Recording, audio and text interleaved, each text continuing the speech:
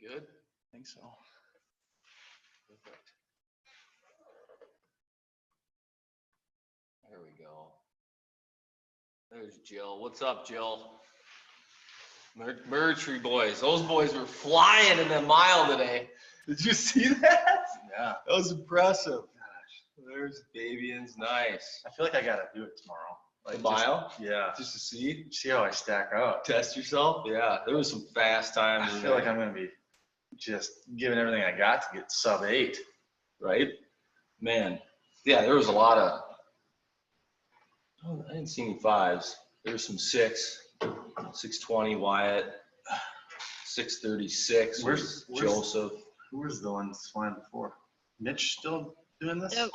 The Welches have to do it tomorrow. They had a slight reschedule of events today. The oldest Welches currently making cherry dip Heath blizzards for people right now. So oh, nice. He's making them? that's what I said. He got a job there. Did you not understand what I meant? No, I thought you just went to Dairy Queen and got one. No, Yeah. I said he's a member of the blizzard making team now. Oh, nice. Oh. I thought he was making them at home. Which one? Jack, Joey that'd be like against child labor laws. No. Which location? On Alaska. He's busy. Last time I went there was a line around the block. Yeah, and then Cole. Last night was his first Oh. night. He said it was like 2.5 hours nonstop of a line in the Yeah. drive-thru. We didn't even end up going there. We went to McDonald's to get a milkshake because we couldn't wait that long. McFlurry. Yeah, Plan B. That's what we got. Yeah, that was like Plan C. Culver's was Plan B, but that was too packed too. Well, we'll give people a little bit to roll in here, but our special guest last week was obviously me, so I figured this week why not do the man himself. Put Coach on the hot seat. Coach LaRue, put him on the hot seat. If I got to do it, he's got to do it right. So we'll get to know Coach on a little better level, and I'm excited to hear his story and kind of hear about his path. And I think you guys will take a lot of valuable stuff away from what this guy's gone through and what he's been up to up until now, so, and, he grew up in the Crescent. I kind of remember him slinging footballs back in the day. He was, I think he's 5 or 6 years older than me, but I remember him the quarterback down at the Crescent, Coach Conway, slinging footballs around. So looked up to guys like that, and, just really cool. And hopefully we can get the football program back to what it was. That's one thing. Are there any players in here? We've talked about is that we want to kind of turn things around and get the football team going again. So Yeah. we'll get things going here, I guess. So we'll let Coach kind of introduce himself, tell us a little bit about himself, kind of tell his story, from growing up in the Crescent and up to now. So excited to hear Coach. Where do we begin? Yeah. Well, grew up on Welshire. If you guys, you're local. If you're not, you don't have no idea what that means. But man, I had a good childhood. I'm a middle child. I got an older sister, younger brother, and just grew up outside playing sports all the time. Like I remember asking my dad as I got older, just trying to, because you always look back at the next generation and you're kind of like, man, did we really do that stuff when we were that age? Oh, yeah. And like, did I play a lot of video games? Did I play with a lot of toys? Because I just don't recall that. I don't recall playing with a lot of toys. And my dad was like, ever since you could throw a ball, you were playing sports. Like you were just rollerblading, you were playing baseball, wrestling, basketball, everything, all of it. So that was just kind of me growing up. And I think because I did a lot of that, I don't know if some of it came easy, if I was blessed with athleticism, or if it was, my dad was a pretty good athlete growing up. And I don't think my mom was very much of an athlete, but so I think just doing all that, being that active early on, and then I think it just sets yourself up for just global movement skills. And so, and if you stick with it, it's just, you're only gonna get better. And so that just kind of was my thing, was sports, you know, and I always did good in school too. School kind of came easily to me. I think partly because I was just interested in it. I was just wanted to do a good job with just about everything that I was going to do. So if it was math class, I tried to do my best at math class. And it was just kind of how I was wired. My dad's just, as I've asked him about how I was when I was a kid, he kind of just says, you were just, I didn't have to say much. You were just kind of driven. And I was like, I wonder where I got that from. I don't know, it's hard. But then getting into middle school, so I ended up playing 3 sports. I ended up wrestling, playing football, and playing baseball. When I was a 6th grader, I almost quit wrestling to play basketball. And it's funny because everyone's watching. If you guys have been watching The Last Dance, have you watched it yet? I haven't. You gotta. I want to. I missed the first couple episodes, and then I just couldn't hop in. Yeah. I gotta find a way to watch it back. So it just brings back a lot of memories, because like MJ and the Bulls, like I loved watching the Bulls. And even my dad, who was a wrestling coach, loved watching. It was just weird phenomenon that just captivated everybody watching the Bulls and Michael Jordan. And I used to play basketball with my friends, and I used to beat them all the time. And I was a wrestler, and they would always say, man, you gotta come out for basketball. And I was like, and I almost did. I remember talking to my dad one day. I walked in, and it was like, I was super nervous to have the conversation because he was a wrestling coach. Oh man, how am I gonna? And I just said, hey Dad, I think I want to play basketball this year. And he was just like, hey, whatever you want to do. And I was like, really?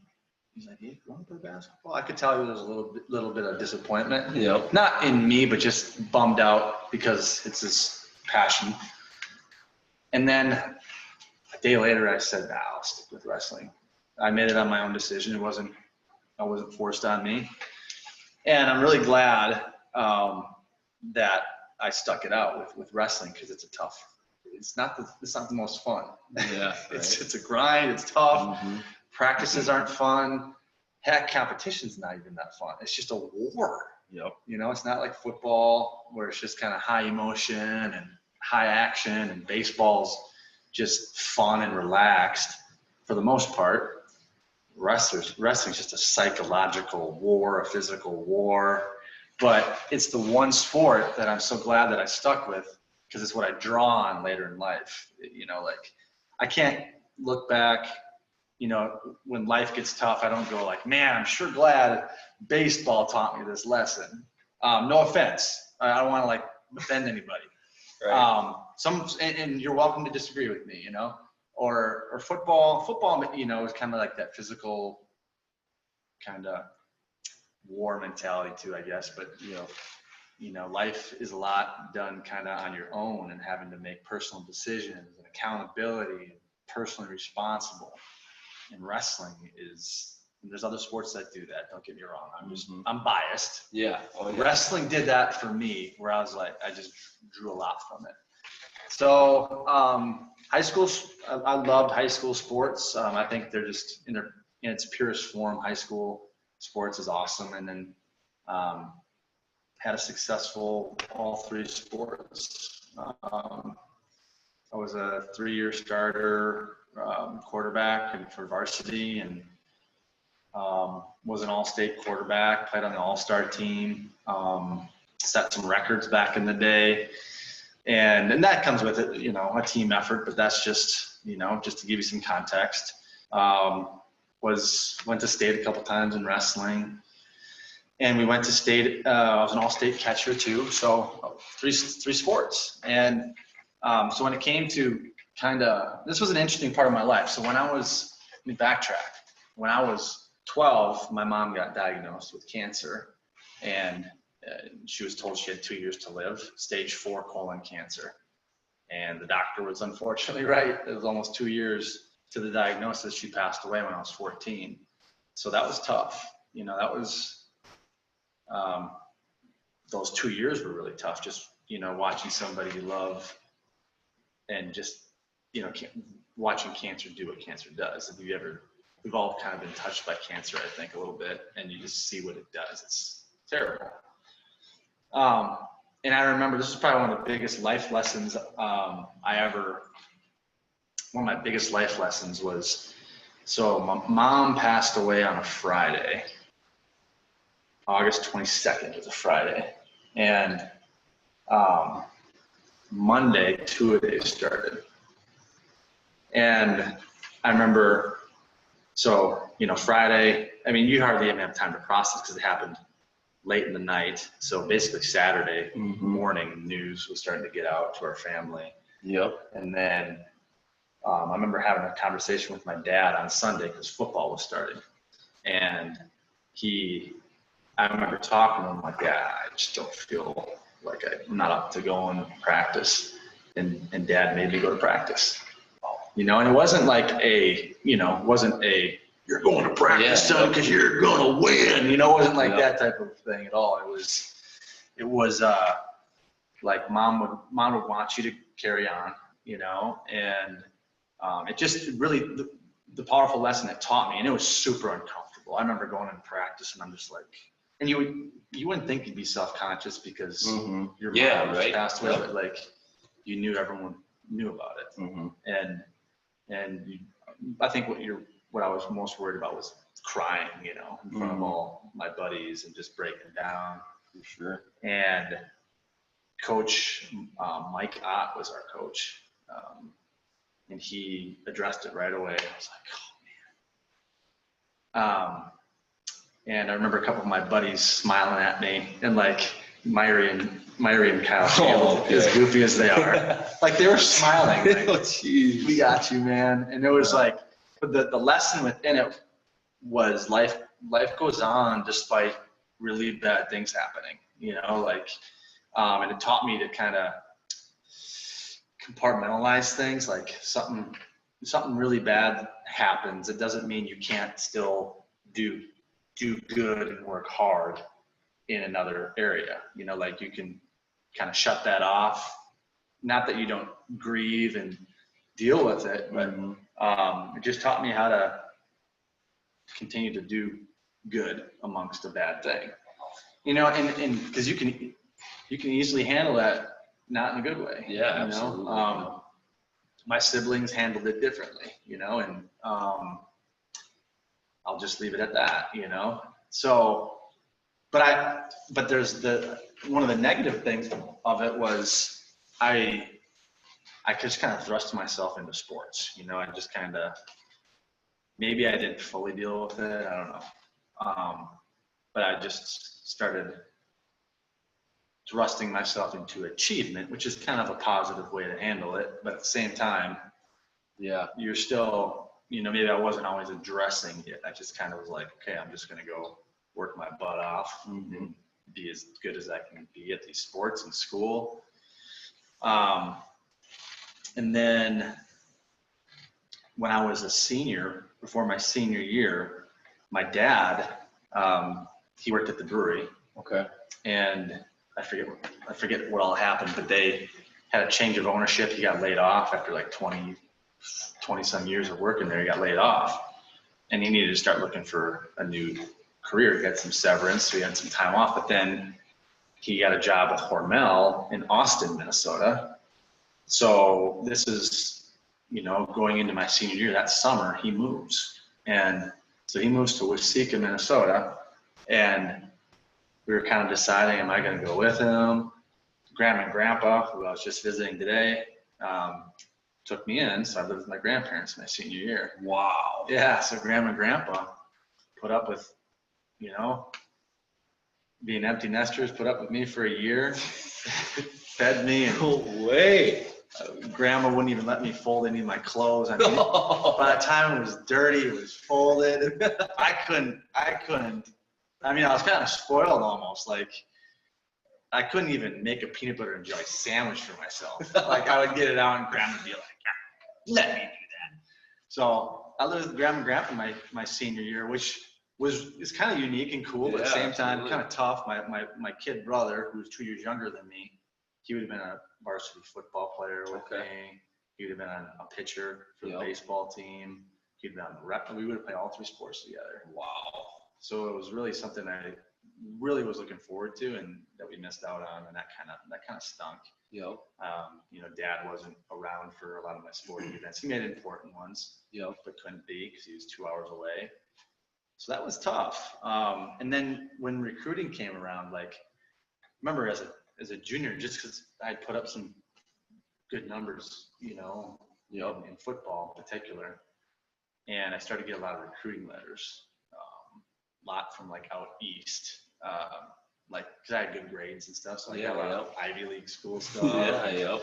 I remember I got one from Boise State and NDSU because of Mike, so I was getting recruited by them, but I had no guidance. I had no one to walk me through that process. My grandpa, he didn't know. Yeah. Grandpa was saying, go to the University of Minnesota, become an engineer because you're good at math. And I'm like, have you seen me with tools and stuff? Like, I have zero handiness, like engineering. No. But guess what? I did. I applied to the University of Minnesota. I got accepted into the engineering school, and he was like encouraging me to go. I'm like, gosh, it doesn't feel right. Yeah. All these, recruiting stuff going on, and I'm like, I have no idea what I'm gonna do, where I'm gonna go. I just didn't have the guidance. Yeah. Yep. So spring of my senior year, my buddy Eric Larson, do you know Eric? A little bit. Yeah, I do. Yep. Eric asked me like, hey, so where are you going to college? And I'm like, I got no idea, man. I got offered a scholarship to play some JUCO baseball, and I thought I'd get offered a scholarship for football, but nothing came through because I didn't pursue anything. Yeah, like I was just expecting like someone would call you It would happen. and just say, hey, Yeah. Yep. and it turns out you gotta have, there's gotta be some dialogue, Some back and forth. communication there. Absolutely. Yeah. Yep. So But how are you supposed to? I didn't know any better. And so Larson, my buddy Eric, says he's going to go to Mankato, Minnesota State Mankato. I'm like, went to the internet. The internet's kind of new back then, but they had a website and everything. I'm like, you know what? I looked, they had a baseball program that was pretty, like, powerhouse tradition. Mm-hmm. And I'm like, well, and I looked at their football program. Football program didn't seem like it had much, but I'm like, I guess I'll go there. Right. I guess I'll go to Mankato. That's how I made my decision. And I'm like, I'll just walk on. I'll just walk on the football and the baseball team. Well, that's what I did. So we walked on to Mankato, and so I spent 5 years there. But I walked on to the football team. So that was, going on to campus was playing football right away, which is awesome because you get to meet some people and Yep. kind of get a brotherhood going right away. And like most incoming freshmen, it's red shirt all day long. So you Absolutely. just go out there and play scout team, offense and defense, which really is where you make a name for yourself. Like, Yep.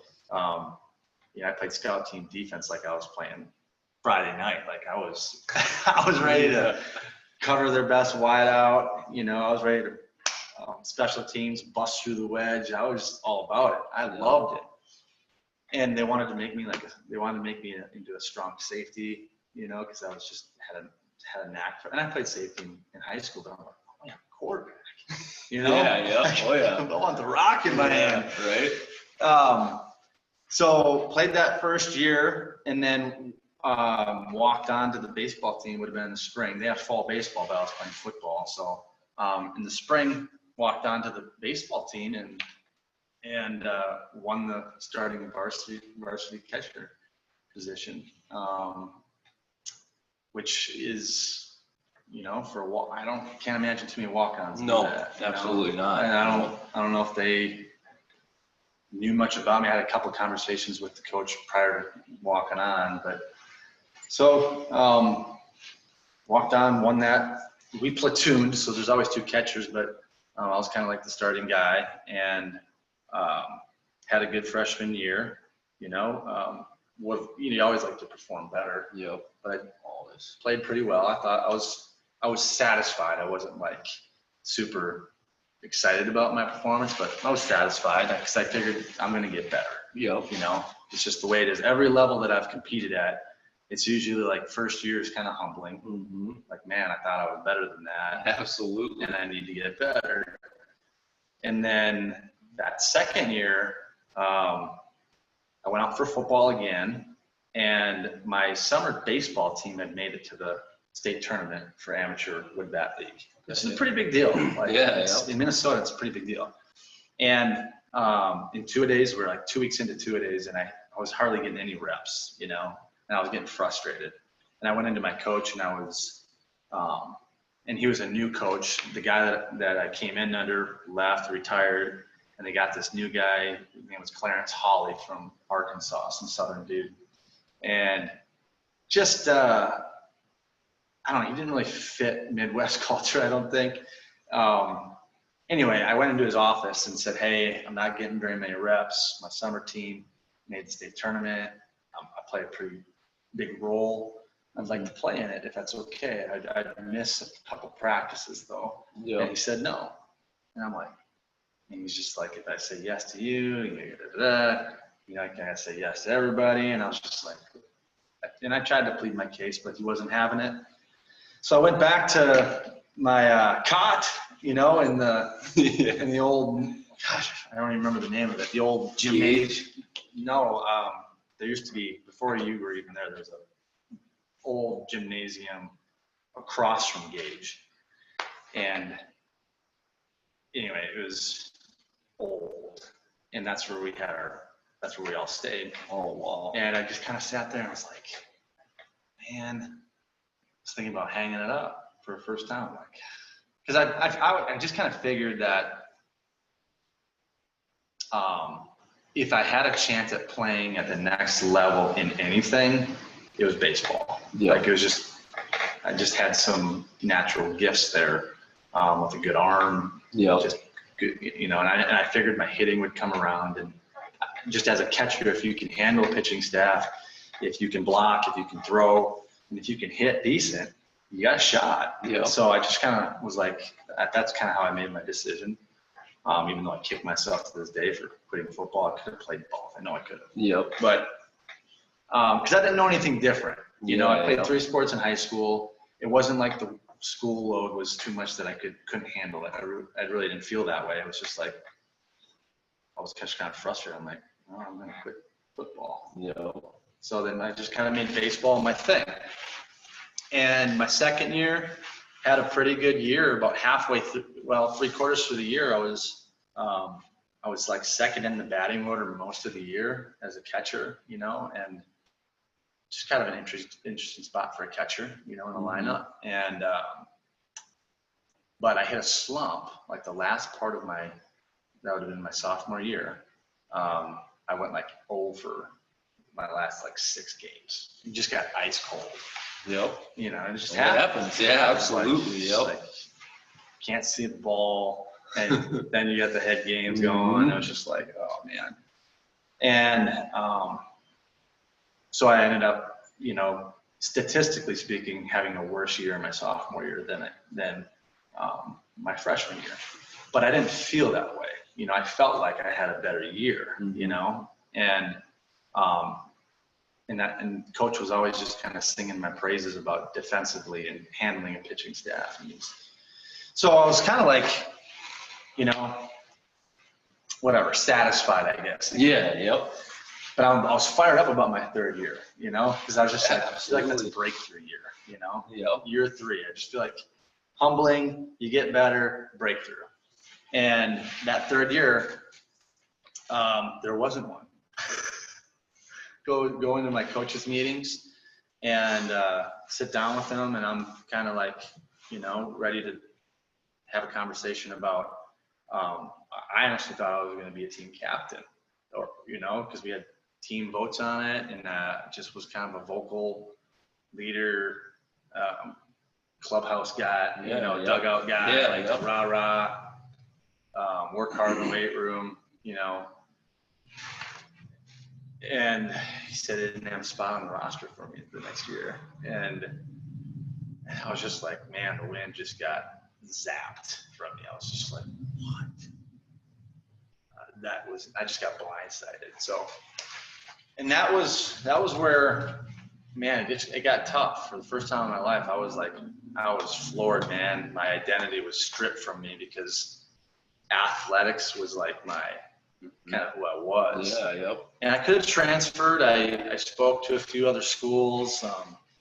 Could have went out to SDSU and played, and I looked at UWL. Yep. You know, and a lot of my credits went transfer. So I talked to Whitewater. They just won a national championship, and they wanted me to come over and play. And I was just like, the first time in my life, I just kind of quit. You know, like I quit. I hung them up, and it hurt, man. I was bitter. For a long time. I'm talking years. I was bitter probably until I was 27. So that's probably 6-7 years. Mm-hmm. It just ate me. I couldn't even, like, you know, when I'd come back to town here and someone would ask me like, how's baseball? I couldn't even look them in the eye. I just like such a failure. Such a failure. And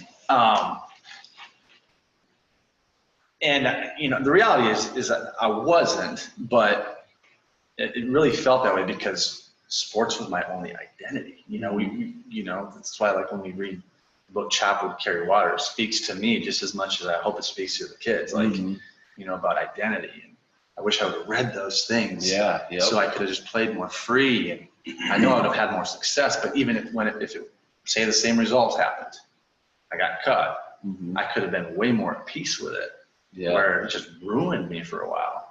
So I was already partying and having, you know, spending too much time doing a lot of the wrong things. And it took me, you know, till, like I said, like I was 27 before I finally took responsibility for it too. Like for the longest time, I pointed fingers, like that coach hated me, you know, you know, and that graduate assistant, we butted heads, you know, and, so I was just like pointing fingers everywhere except me. Which is hard not to do in a situation like that. It is. Absolutely. Totally. And to this day, it still gets me a little upset. Yeah. Like, man, I had some playing years left in me, man. I still got some eligibility. Right now, I got 2 years. Let's go. So, but then, you know, I just finally started to mature. I started to grow in my faith. And that was the biggest thing, where I started to, like, really look in the mirror and kind of go, man, you know what, Brandon, you worked hard. You were a leader, but you also, you know, a lot of your actions off the field weren't the best form of leadership, you know, in you know, my extracurricular activities. And I could have, you know, and there was some guys who really blossomed who didn't do the things that I was doing. They were off the field, you know, they worked hard, they kept their nose clean, and those things make all the difference in the world. Like you said it the other week, you know, when you really started to get serious about those things, you took off. And until then, you were just kind of relying on just God-given ability. Yeah. Well, not, you know what I mean? Oh yeah, absolutely. But you really took off when you started to pay attention to the little things. I never did. And it really bugs me. If I could go back in time, I would have found I got some great friendships from that time of my life, but I would have been a little more selective who I spent some more time with. Definitely. You know what I mean? It's a massive, massive part of, you know, who you surround yourself with. Yeah. And that's massive, right? Yeah. And it's not, that transcends sports, you know, it's not just sports, but. Yeah. So, you know, still, wheels didn't completely fall off. I mean, had a couple run-ins with the law, you know. You know, I graduated. I didn't, like, get kicked out of school or anything, you know, and I actually thrived academically for the most part. And then got into the working world, as in fitness as a personal trainer for a number of years. Always wanted to work with, more with athletes for the most part. But found a passion for working with the general population, just you know, your average folks. I don't mean that in a negative way, but Yep. you know, just people that want to get fit, lose weight. Because I view them all as athletes. You know, it's just kind of one of my philosophies. But I always wanted to get into coaching with athletes. I just needed to pay the bills right away, and personal training kind of did that. Yep. And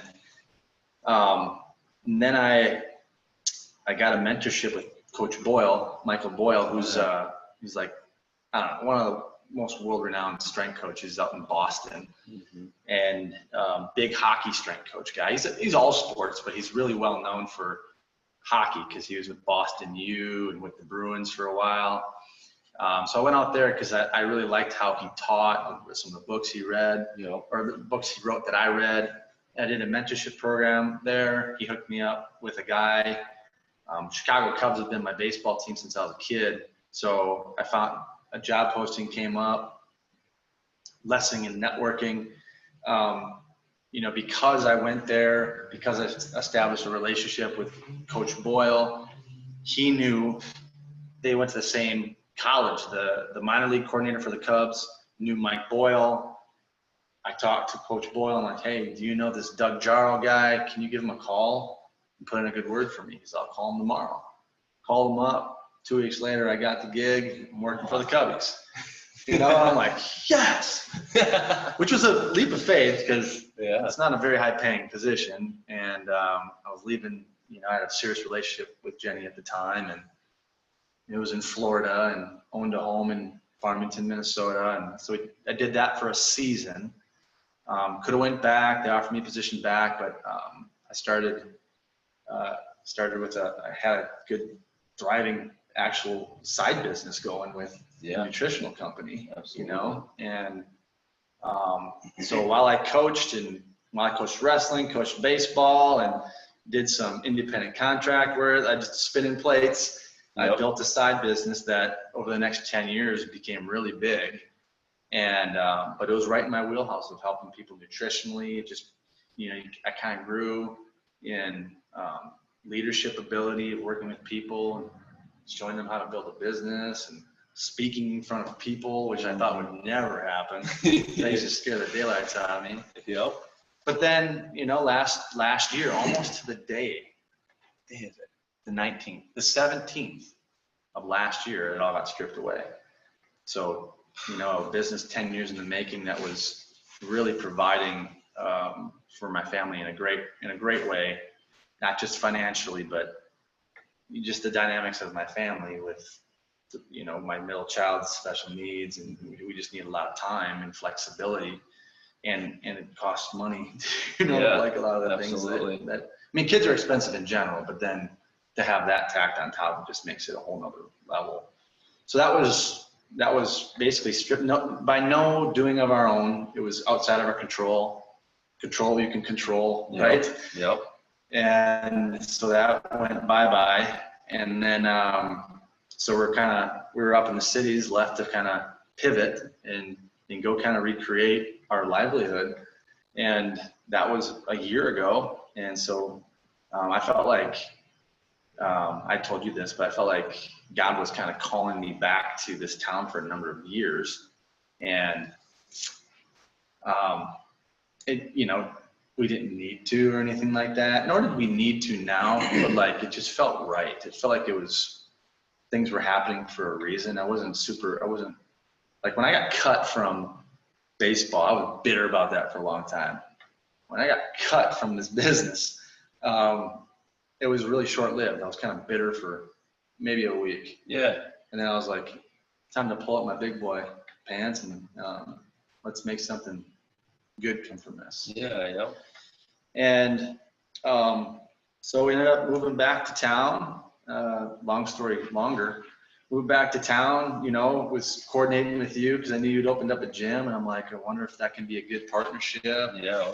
Or I can, you know, work there, do some stuff there. And then Well-Built Humans. Usually I'm wearing something that's got Well-Built Humans on it, but I don't right now. I'm sporting the gym stuff. And I just felt like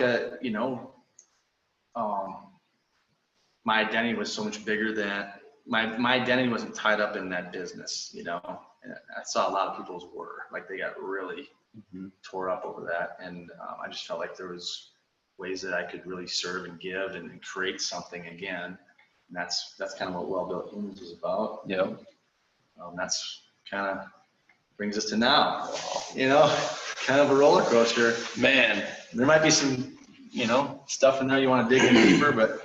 Yeah, I mean, one thing that I've kind of taken from, on a lot of the stuff I'd never heard before, but talk about overcoming adversity.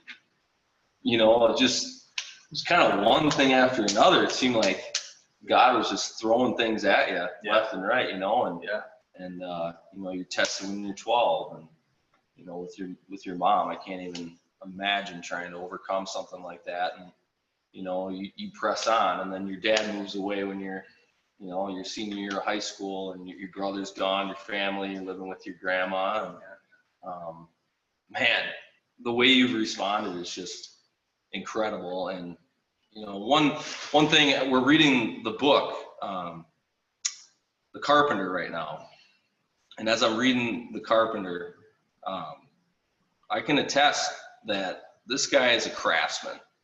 He cares about people, he loves people, and you can feel it, you can see it. I'm beyond excited that this guy's back, and that we're kind of forming a partnership. And I think we're going to help out just a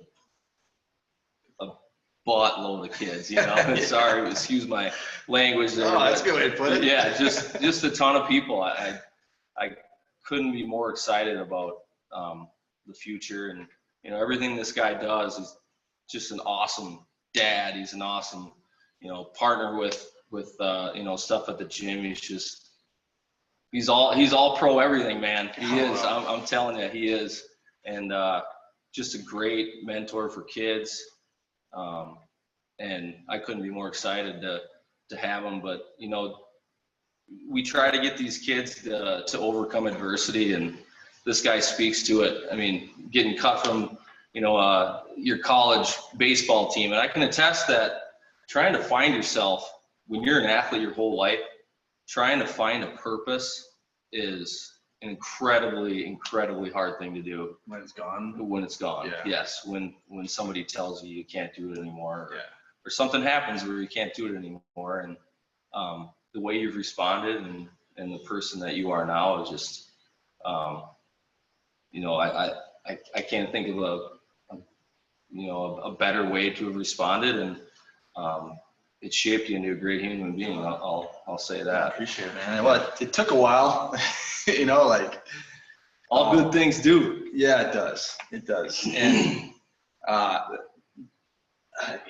that topic of adversity, it's just it's going to happen in life, and for a while, I kind of felt, and I think it's easy for people to feel like when bad things happen in life, like God in the Bible, it doesn't say that we're going to have a problem-free life because we believe in God. It doesn't say that at all. Yeah. It says because you believe, you're probably going to have even more trials, and you have to rejoice in your sufferings. And I know that now, but I certainly didn't know that earlier on in my life. And there was a point where my inner dialogue wasn't very good.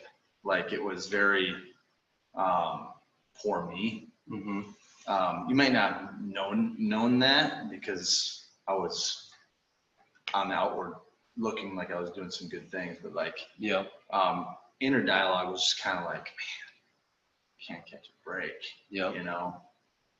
With mom passing, dad, when I got cut, I was just like, I just felt like, yeah, this is just my luck, Yeah. It was kind of like, I always make the reference of Winnie the Pooh, and you can be Tigger or you can be Eeyore.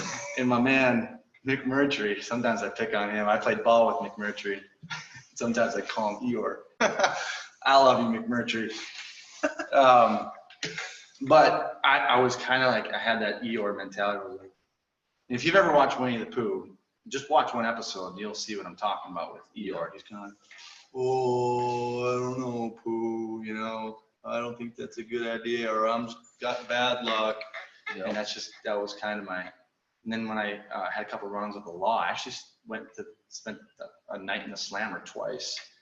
And I don't say that proudly because I'm speaking to a bunch of kids. Like, I made mistakes, and I again was kind of like, oh, go figure, you know, if anyone's gonna, you know, I wasn't really doing anything that wrong. If anyone's gonna get caught, it's me. Mm-hmm. And all the while stripping myself of any power to change that. Like, in order to change those things, you have to own it. You have to be responsible. You have to like say, that was my fault. And in doing so, you now take the power back to change. Like, when you're doing this all the time, there's no power in that. But when you start looking in the mirror and saying, that was my fault, you know, I could have done better. Like when I got cut, when I started to own that, at least a good part of it anyway, my heart started to change. Mm-hmm. You know, like I used to loathe the coach that cut me. And I'm like, you know what?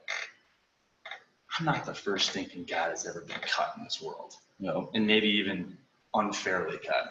Yep. Like, I had to get over myself, you know, like life goes on, you know, and like you said, like, maybe it's not what God wanted for me at all. Yep. You know, because guess what happened? I ended up staying there, and I meet Jenny, Yep. who's my wife, and I love her to death. She's my everything, and I have 3 beautiful children that I wouldn't otherwise have. You know, so it's like, you could be mad because I could have transferred, I could have whatever, and I wouldn't be where I'm at right now. So Yeah. like, you look back and you connect the pieces of the puzzle, and you're like, you know, you're smarter than you, God. Okay. Yeah, right. Yeah. You know, I just gotta learn to trust, and having that perspective now really helps. Like when you get thrown a curveball, you're just kind of like, yeah, it's my curveball. Part of the plan. Part of the plan. Yep. What can I learn from this? Yep. Absolutely. Yeah. You know? It's not how many times you fall. It's how many times Yeah. you get back up and keep trucking. Yeah. You know? It's not how hard you can get hit. Yeah. It's how hard you can get hit. Keep moving forward. Yep. It's true though. I mean, just like you said, you know, the way he responded to each one of those situations, I think it just was molding him into the person he is right now, you know, and he wouldn't be that guy without each one of those No. situations, you know. So, Right. you know, every time, you know, God throws you a curveball, just try to remember, you know, it's there's a purpose behind it, and there's a purpose behind each and every one of those curveballs, and I think both of us can attest to that with, you know, kind of what we've been through, and, you know, especially what he's been through. And so it's just a really important lesson for all the kids out there, you know, when things are going bad and you just think it couldn't get any worse, you know, just know that it's part of a bigger plan, and there's better things down the road. You may not see it at that point in time, but Right. later on, like he said, he sees it and he says, you know, you were smarter than me, God, you know? So, you know, just that's a really, really cool lesson for the kids. When you're going through a tough time, try to remember that. I know it's hard. It is. It's really hard to do that, but Well, like, even like right now, you know, we're living in history. Mhm. You know, depending on where you're at in your life, you know, if you were a senior, that's a pretty adverse curveball, you know. And how are you going to respond? You know, the reality is it stinks that anyone missed out on their school sports season, and but if you're responding, what can I learn? How can I grow from this? Mhm. And this might sound like we're a little biased because we're kind of talking about the benefits of this program right now, but where I just can't imagine anywhere else where you can get sound training, perspective, wisdom, you know, leadership. Yeah. And like during a time where it could easily go south, you can choose to go north and just rise above, Mhm. you know, and then when everything comes back to normal, man, you have taken 3 steps forward and everyone else has taken 3 steps back, Yep. you know, so that's little things like that set you apart. Yeah, absolutely. Yeah, and like he just said, you guys are pushing. Everybody else, they're gonna be behind you when it's time to go. You guys are gonna see, Yeah. you know, how hard you've been working and see this all pay off. And even if it's just promise. even if it's just mentally, Yeah, absolutely. you know, because physical things don't always manifest, you know, like the way you want it to, you know. It's not like you develop, you know, we're talking about 4 5 40s the other day. It's not like you go from a 6 flat 40 to 4 5 overnight. Yeah. And some people just will be naturally faster than you, even if they don't work hard at it. Mm-hmm. But one thing that we've been drilling over and over and over throughout this whole program is if mentally, Mm-hmm. if you can be tough, it's way more important Yeah, absolutely. than you know, athletic gifts. Yeah. You know. It's gonna take you to the next level. Yeah. Yep, you need that part. If anyone has any questions for Coach, shoot them into the box. All right, I got one. You know, we talk about coaches, mentors in our lives as we're growing up. Did you have a coach that kind of sticks out to you ever when you were, you know, either in high school, college? Do you have a coach that kind of sticks out to you that kind of just I got a couple. motivated you to be? I would say in high school I had good coaching experiences, but one that really mentored me was Coach Schulte.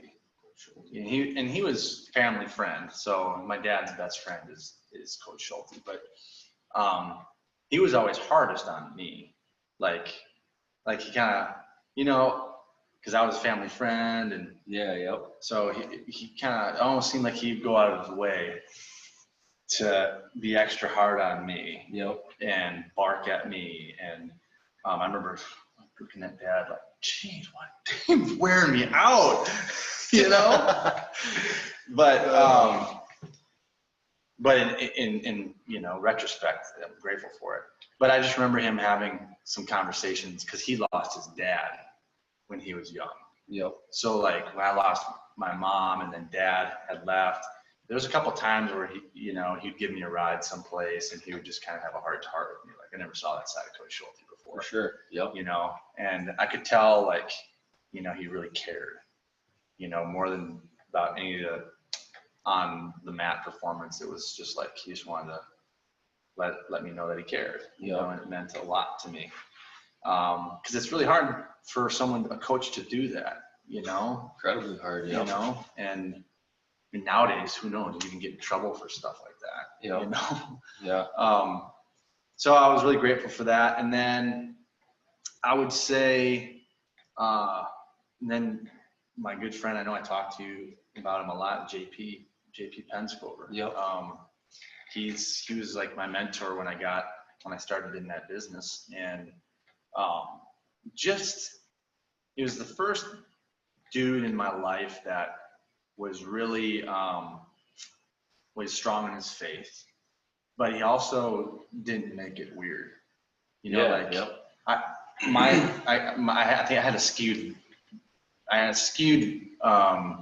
vision of what religion and stuff was. I thought it was more kind of legalistic and had to do so many things. And then he just lived it, the way he spoke to his wife, you know, the way he spoke to his children.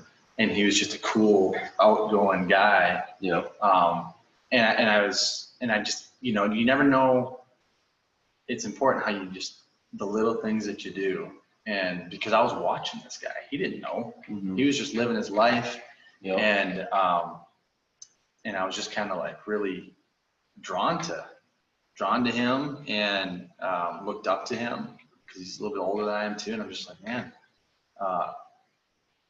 I don't want to be him. I want to be like him. Yeah, like I want to have those type of qualities. Mm-hmm. You know, I want to speak to my wife that way. I want to speak to my kids that way. I want to have a strong faith. I want to have these things. And so he was a big mentor for me just in how he lived his life. You know, it wasn't like, and we had great heart to hearts too. That came, but initially it was just, he was just modeling it. Yeah, yep. You know, so it's important just how you live and how that somebody's always watching. Yep.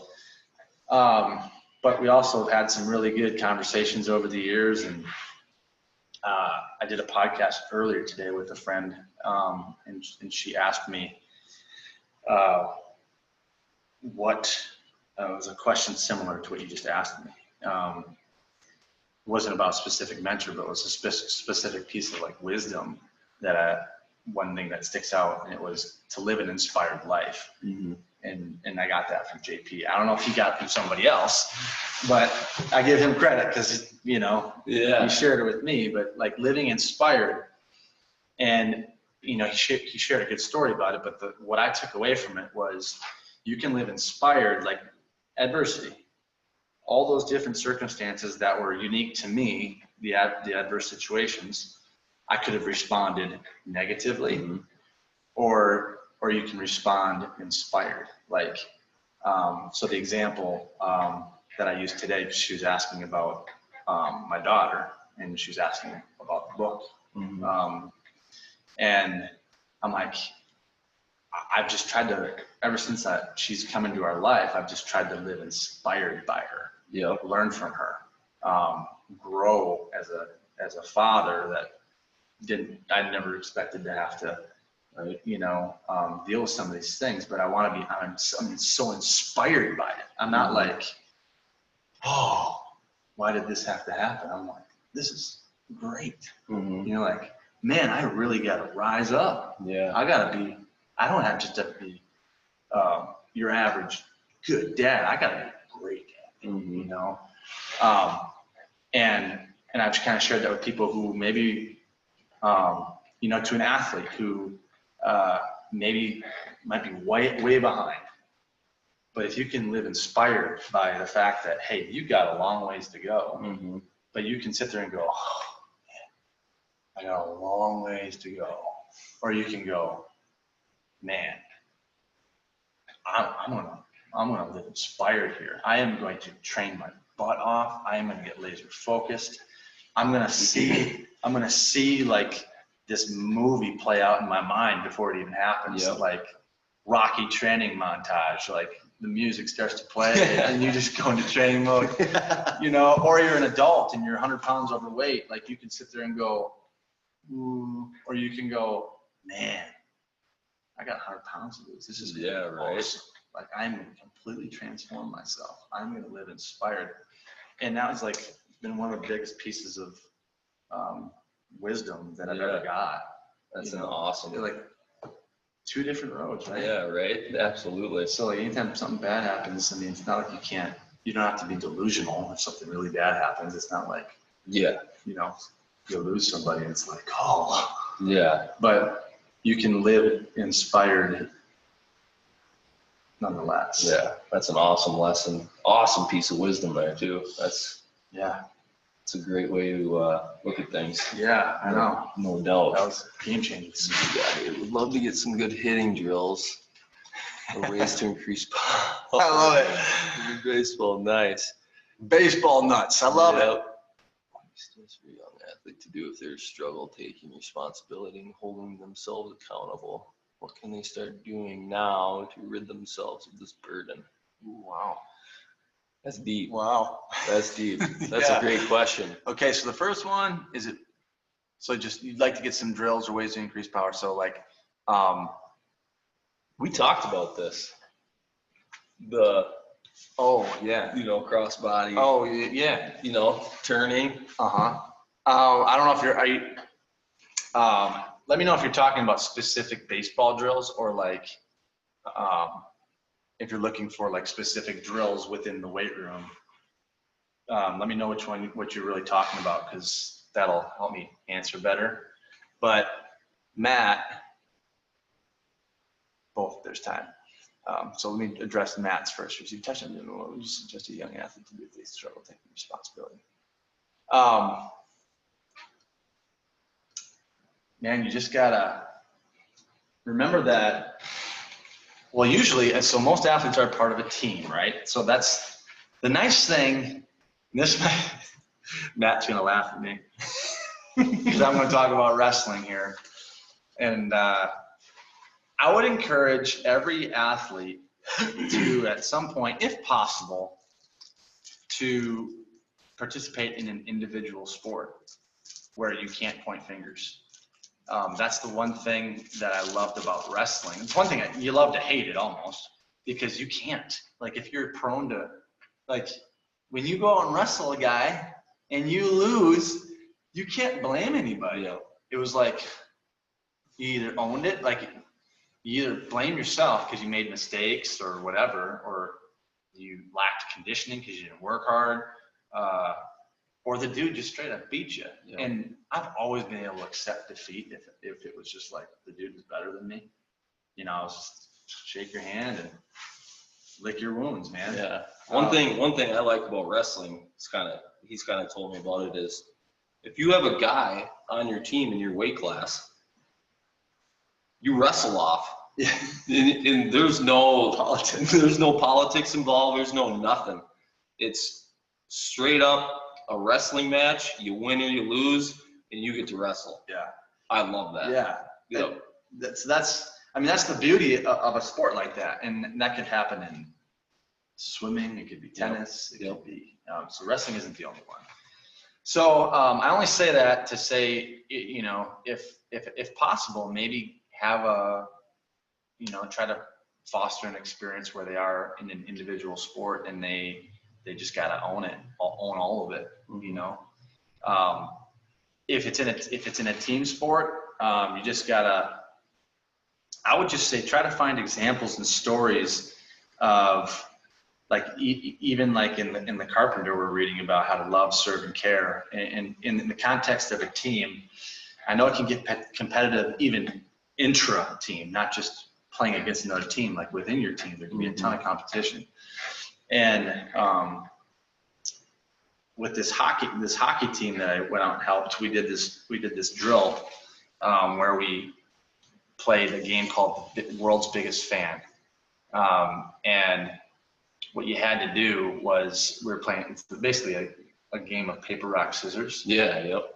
And this would be a great game to play with your boys sometime if you haven't. We used to do this before our games in college. Did you? Every game, Yeah. we'd have the last guy. You know, Oh, man. if you lose to the guy you're on his team, yeah, Yes. great game. Great game. So I found out about this game. I don't know. I'd never been exposed to it. But a buddy of mine, Dylan Martinez, shared this game with me. I'm like, wow. And I just got to thinking, what a powerful lesson.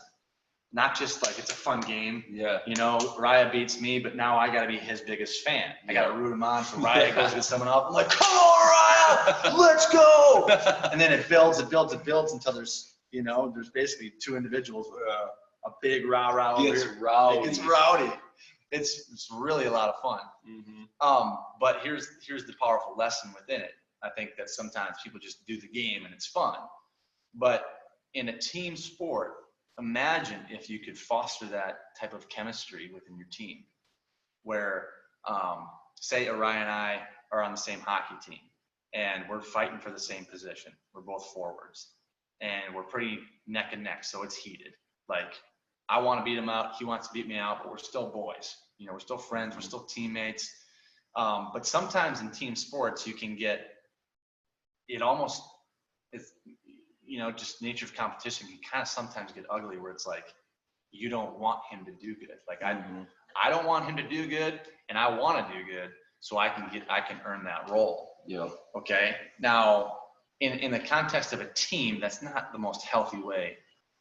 A team can really prosper. That happened in college baseball for me. Like, it took all the joy away from sports because I was hoping the guy that I was competing against would do bad, because it was what have you done for me lately at the sport, and you probably know that from playing professional hockey. Oh yeah, absolutely.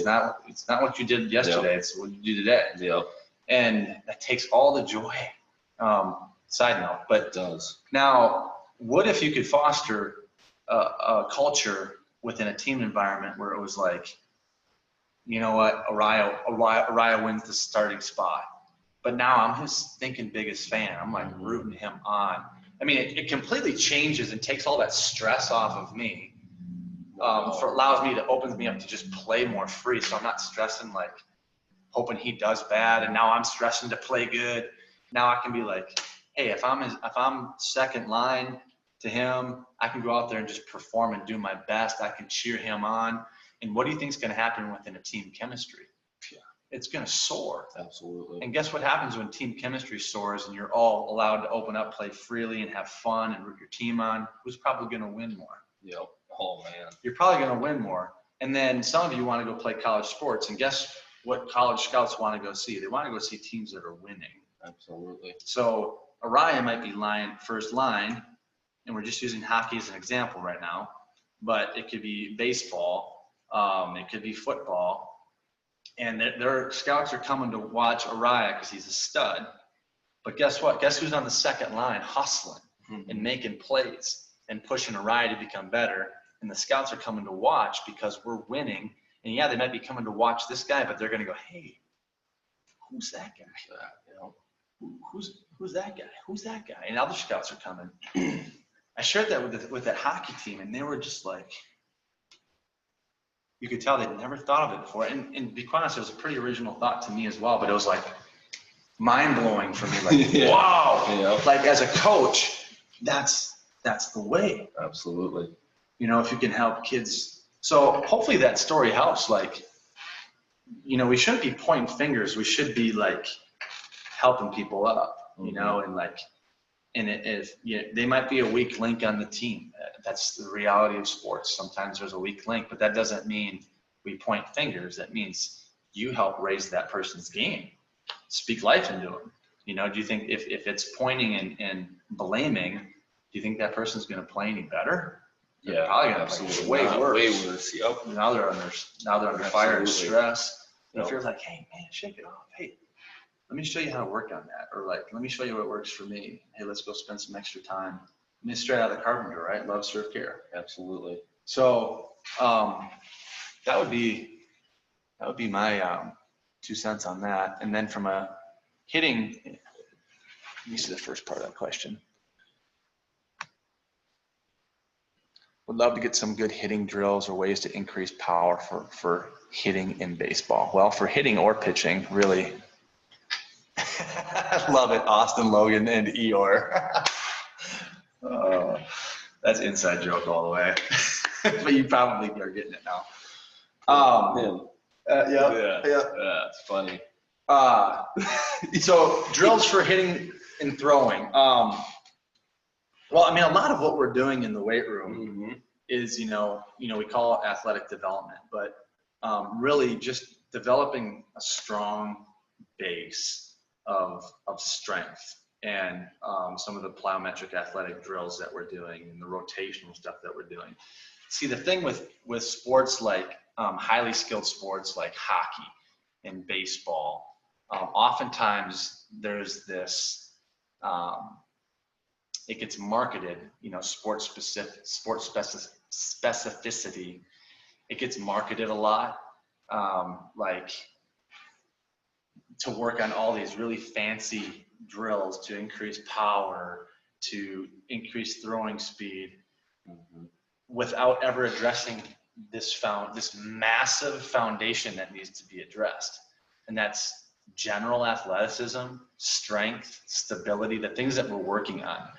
And then as you get more mature, as you get maybe, you know, middle of your high school years, later in your high school years, that's where some of that like higher end stuff, after you've established a base of a training age of a few years in the weight room and doing the basics, where things like that begin to matter, where small adjustments in your training make a great big deal. It's kind of like Olympians. Like Olympians wouldn't train the same way we're training. Like they've had such a long base of training that they have to be so specific. in order to get a tenth of a second off of their 100-meter time. Like it's just different. Now, like with most kids right now, what they, in our opinion, what they need to be doing right now is the stuff that we're doing right now. Absolutely. It wouldn't be to address, power and arm speed. So I just want to give you kind of a base answer there. Okay. Now, what are some things that I think even kids right now could work on if they wanted to do some extra stuff for baseball drills or arm drills? I think for arm drills, for arm strength, you got to get on a specific throwing program. If they're more mature, and I can help find you a good throwing program, like playing long toss and stuff like that is a great thing to do to develop arm strength. From a power standpoint for hitting, before I even get there, I think snatching. I think dumbbell snatching, even better if you can learn kettlebell snatching, I think is an absolute armor builder for arm strength and speed and shoulder health. And then rotationally speaking in baseball, man, you just, there's a lot of mechanics, so I'm going to get back to you, Mr. Ferris. I'll send you some stuff on the baseball thing, because I think that'll just get really long. Yeah, no, a lot of stuff. Like you said, we were talking about the rotational part of hockey and taking slap shots and shooting, and same with baseball, and kind of a lot of the single arm swings we're doing. We talk a lot about snatching and a way to snatch from one side to the other. Big believer in everything we're kind of doing to kind of get these kids a base, and I don't know. I don't think there's a better way to train. I mean, this is all kind of coming back to me. I'm getting smoked in these workouts. The Turkish get-ups, I used to do them all the time.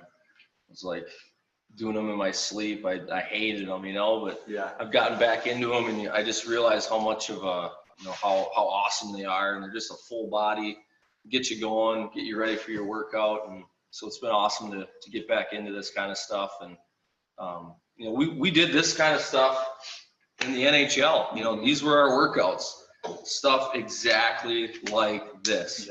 And then on the ice, we worked on the little things. That's where our game really mattered. But in the weight room, this was it, man. This is the stuff we were doing. Like the baseball, go hit balls, go play and just take rips and stuff like that. But I can attest to what we're doing in the weight room is good stuff. Yeah, it's first class, and but and I'll just say from another sport, Raya played hockey, and at the highest level, and training really doesn't need to change all that much from where younger kids are at in this program to if they make it to the highest of levels, like Araya has played at. The difference is in the loading schemes. Some of the movements become a little more advanced, but outside of that, not a whole lot changes. And that's a big, people market really flashy different things in the industry, but if you look at the top and see how they train, they're not doing backflips on stability balls and doing all these weird, they're not doing a lot of barbell snatching. I mean, they're doing the stuff that we're doing, and I can attest to that on the baseball side. And those are two different sports that largely will train the same in the weight room, but it's just the skill stuff on the field of play differs. The conditioning, the energy systems, and the skill work. So that's why all that mechanic stuff we'll talk about, Josh, another time. So awesome. Well, hey, thanks for tuning in tonight. I don't know about you guys, but thanks for having me, Coach. Yeah, learned a lot. There's a lot of valuable lessons in Coach's story, and just one of adversity and how to overcome it. And just a lot of value. Hope hope the kids, the ones that weren't on here, get a chance to watch it back. Now let's crack the whip, huh? Yeah, well, yeah, we'll crack the whip tomorrow in the workout. So, but yeah, thanks for tuning in. Thank you, Coach. Thanks, Coach. It's awesome to be working beside you. Likewise. Yeah. So, thanks a lot, guys. Thanks, everybody. Have a great night. See you tomorrow, kiddos.